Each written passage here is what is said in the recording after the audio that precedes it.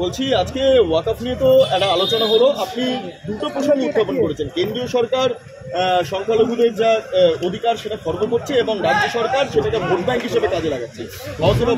এটা আমার শুরুতে ছিল, অনেক বিষয় চর্চা করেছি যে এই যে বিলটা এনে কেন্দ্রীয় সরকার মেরুকরণের রাজনীতি এবং মুসলিমদের ক্রমশ কণ্ঠাসা করার চেষ্টা করছে।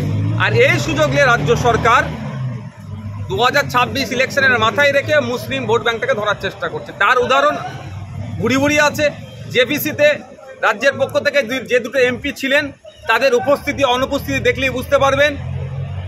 এবং বিভিন্ন ক্ষেত্রে যে খসড়া যখন তৈরি হয়েছিল সেই সময় তৃণমূলের পক্ষ থেকে যারা ছিল বা ওয়াকফ বোর্ডের পক্ষ থেকে তারা যারা ছিলেন তাদের ভূমিকা কি ছিল মিনিটস দেখলেই দেখা যাবে। বলছি মুখ্যমন্ত্রী কদিন আগে দাবি করলেন যে ওয়াকফের ক্ষেত্রে আলোচনা করা হয়নি। আজকে বিরোধী দলনেতা দাবি করছেন যে রাজ্য সরকারের প্রতিনিধিরা 4টের মধ্যে 2টো বৈঠক নিয়েছে। যদি কে এবার অসত্য কথা বলছে আমি বলতে পারবো না। আরেকটা যেটা শুনলাম সেটা হচ্ছে পার্লামেন্টে এই বিলকে পাস করাতে গেলে 2/3 মেজরিটি লাগবে। ওক্ষেত্রে বললো কোনো কিছু লাগবে না, 1/3 হয়ে যাবে, মানে অর্ডিনারি বিল হিসাবে এটাকে দেখিয়ে দিল আজকে বিরোধী দলের নেতাকে। কতটা সত্যতা আছে সেটা মানে তারপরে স্পিকার সাহেব যদিও এই কথাটাকে নাকচ করেছেন। আর ওয়াকফ নিয়ে মানে আজকে যে বিজেপির যে বিরোধিতা সেটা দেখুন, বিজেপি তো ওই ওয়াকফ অ্যামেন্ডমেন্টের পক্ষে তারা বলবে, তারা তো সেই অর্থে তো তাদের পক্ষই নেবে। বলছি আগামী 6 তারিখ বিধানসভা বন্ধ রাখা জানা যাচ্ছে সংহতি দিবসে সেই দিন তৃণমূলের বিধায়ক নেতারা বিভিন্ন এলাকায় তারা সভা করবেন, মিছিল করবেন, সেই জন্য বন্ধ রাখা পাল্টা বিজেপির তরফ থেকে শৌর্য দিবসের কর্মসূচি। বাংলাদেশ নিয়ে তৃণমূল নামতে হচ্ছে না।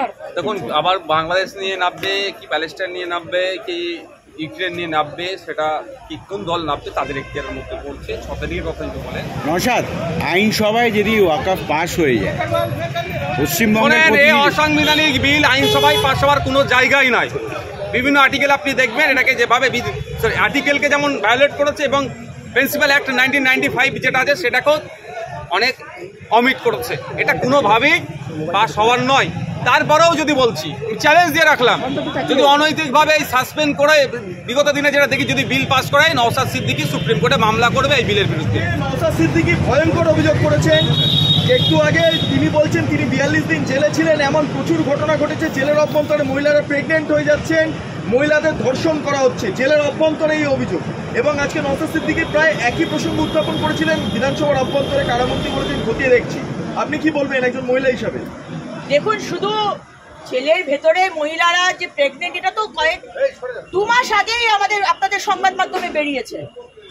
জেলের আমার এক্স্যাক্টলি নাম্বারটা মনে নেই, বাট জেলের কতজন মহিলা প্রেগনেন্ট তো বেরিয়েছে, আপনারাই বের করেছে। আর শুধু জেল নয়, আপনি গিয়ে দেখে আসুন এনজিও, আমাদের হোমে গিয়ে দেখে আসুন কি হচ্ছে। যদি খতিয়ে দেখেন সেখানেও এক অবস্থা। বহু সিনেমা, হিন্দি সিনেমা বেরোচ্ছে না, এই এক জিনিস। হোমেও এই ধরনের মহিলা নাবালিকাদের নিয়ে যথেষ্ট মানে দুর্নীতি এবং নোংরামো চলছে। খতিয়ে দেখলেই জানতে পারবেন। আবাসের তালিকায় উপপ্রধানের কারামতি এবং পঞ্চায়েত প্রধানের স্বামী ও বাছুরের নাম, আবাসের তালিকায় পঞ্চায়েত প্রধানের স্বামী এবং বাছুরের নাম। এটা তো রেগুলার ব্যাপার। তৃণমূল মানে চোর। গতকাল আমার বিধানসভায় ইসিএল এর খনি থেকে তৃণমূলের পঞ্চায়েত মেম্বার ট্রাকে করে কয়লা চুরি করে নিয়ে যাচ্ছে। তৃণমূল মানে চোর, এখানে তো অবাক হওয়ার কিছু নেই। আর মুখ্যমন্ত্রী সব জানেন। কিন্তু আমি সেখানেও প্রশ্ন রেখেছি, তাহলে ইসিএল এর যারা সিকিউরিটি তারা কি করছে? শুধু তো তৃণমূলকে বললে হবে না, ইসিএল এর সিকিউরিটিকেও বলবো, 100 বার বলবো তারা কি করছিল। সুতরাং এই আবাসের বাড়ি চুরি করছে, আমাদের মাননীয় প্রধানমন্ত্রী জল জীবন মিশনের পাইপ কেটে নিয়ে চলে যাচ্ছে। চোর চোর, প্রত্যেকটা মানে প্রায় প্রত্যেকটা লোক চোর। এই তৃণমূল যারা রয়েছে, ওটাই আপনার মানে মানে কি বলবো, কোয়ালিফিকেশন থাকতে হবে, চুরি করতে হবে। প্রশ্নোত্তর পর্বে দেখা গেছে যে শিক্ষামন্ত্রী তিনি একটা বিষয় উত্থাপন করছেন, বলছেন যে সর্বশিক্ষা মিশন, সেই মিশনের জন্য যে বরাদ্দ টাকা, এই আর্থিক বছরে টাকাও কেন্দ্র পাঠায়নি এবং সেক্ষেত্রে শিক্ষামন্ত্রী বলছেন যে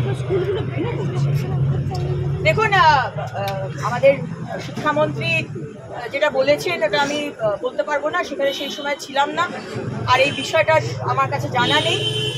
কিন্তু এনারা প্রচণ্ড অসত্য কথা বলেন, মুখ্যমন্ত্রী থেকে শুরু করে প্রায় প্রত্যেকজন প্রচণ্ড অসত্য কথা বলেন, মানে বিধানসভার ফ্লোরেও প্রচণ্ড মিথ্যা কথা বলেন, বিভ্রান্তকর কথা বলেন। কিন্তু শিক্ষামন্ত্রী যে কথাটা বলেছেন সেটা যেহেতু আমি জানি না, আমি খতিয়ে দেখব, এবং সেখানে যদি দেখি যে কেন্দ্র থেকে কোনো কারণে টাকা আটকে রয়েছে বা কী কারণে, সেটা আমি জেনে সেটা আপনাদের জানাবার চেষ্টা করব। এখানে কোনো দ্বিমত নেই, কেন টাকা আসছে না সেটা জানার চেষ্টা করব। ঠিক আছে, কি হয়েছে? হ্যাঁ, নাম লিস্টে নাম আছে, ভিডিও আসছে। কোন জেলা? আমাদের উত্তর 24 পরগনা। উত্তর 24 পরগনা। বলো, সংবাদ মাধ্যমকে বলো।